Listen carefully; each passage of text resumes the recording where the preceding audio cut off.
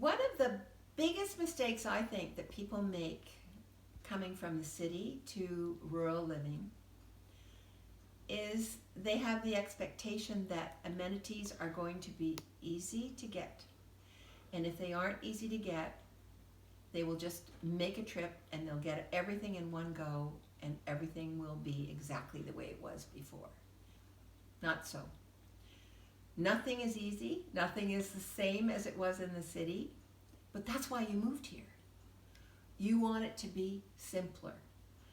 You want to be able to get things that you need. So think about that when you're looking to buy a rural property. Where are the amenities? Is there a town close by that has what you want? Is there a grocery store there? Is there a bank there? Is there a medical center there? How far away is the nearest hospital?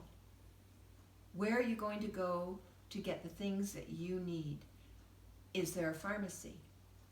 These days we need to think about all of those things before we move to another place.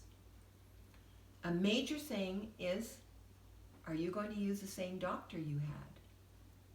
I'll tell you something, that when we moved here, it took us 7 years to get a doctor in this area. We were traveling back and forth for 7 years to our original doctor. So that's a lot of mileage on the car. These are the things that you need to think about because they are not going to necessarily be easy to deal with.